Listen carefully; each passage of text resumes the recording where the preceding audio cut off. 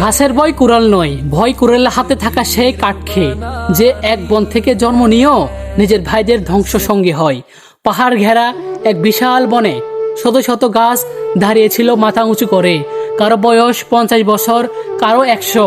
মনের মাঝখানে ছিল এক বিশাল পুরানো গাছ, যার নাম লোকাস। লোকাস শুধু একটা গাছ ছিল না, পুরো বন তাকে সম্মান করত।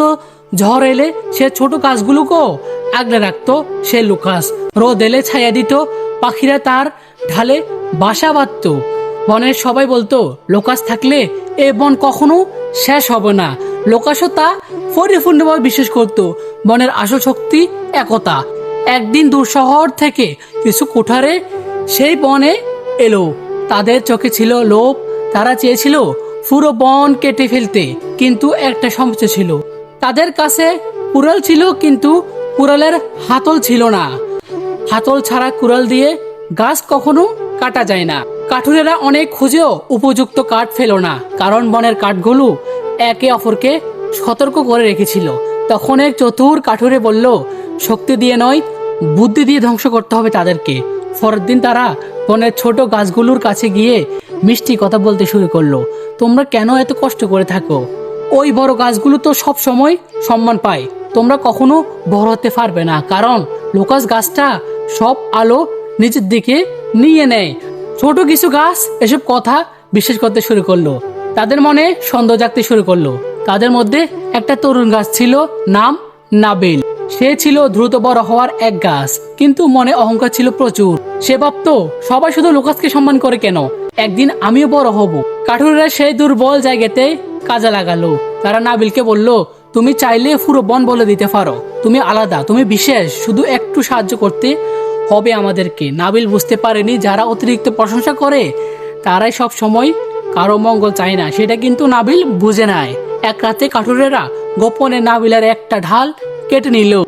সে ডাল দিয়ে তারা কুড়ালের হাতল বানালো। পরের দিন সূর্য ওঠার আগে বনের কাঠের শব্দ শুনে গেল, ঠক ঠক ঠক। একটার পর একটা গাছ পড়ে যেতে লাগলো। বনকে ফুটলো আতঙ্কে।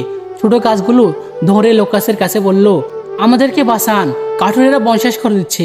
লোকাস দীর্ঘশ্বাস পেয়ে বলল, আমি কুড়ালকে ভয় পাই না, আমি ভয় পাই কোরালের ভিতরে লুকিয়ে থাকা সে কাঠ খেয়ে। সবাই অবাক হয়ে গেল। বাইরের শত্রু যত শক্তিশালী হোক না কেন, সে কখনো আমাদের ক্ষতি করতে পারবে না, যতক্ষণ না নিজের ভিতরে থাকা কেউ তার সাহায্য করে। এই কথাগুলো শুনে নাবিলের বুক কেঁপে ফুটলো। সে বুঝে গেল, কুড়ালের হাতল তো তার শরীরের অংশ। সে নিজের জাতের বিরুদ্ধে দাঁড়িয়ে পুরো বনকে ধ্বংস করেছিল। সেদিন প্রথমবার নাবিল নিজের অহংকারের ভয়াবহতা বুঝতে পারল। কাঠুরেরা যখন লোকাস গাছ কাটতে এলো, পুরো বন নিস্তব্ধ হয়ে গেল। প্রথম আঘাত আসলো ঠক, দ্বিতীয় আঘাত আসলো ঠক। প্রতিটি আঘাতে যেন বনের বুক কেঁপে উঠছিল। লোকাস পরে যাওয়ার আগে শেষবার চারপাশে তাকালো। তার চোখে রাগ ছিল না, ছিল কষ্ট। সে বলল, বনকে বাইরের কেউ ধ্বংস করেনি, ধ্বংস করছে আমাদের ভিতরের বিশ্বাসঘাতক। কিছুক্ষণ পর বিশাল শব্দে লোকাস গাছটি মাটিতে পড়ে গেল। পুরো বন নিস্তব্ধ হয়ে গেল। পাখিরা উড়ে গেল, ছায়া হারিয়ে গেল, মাটি শুকাতে লাগলো। আর নাবিল, সে বেঁচে ছিল, কিন্তু প্রতিদিন নিজের অপরাধ বোধে ফুরেছিল, কারণ সে বুঝে গেছে, যে নিজের মানুষের পতনের কারণ হয়, ইতিহাস তাকে কখনো সম্মান দেয় না।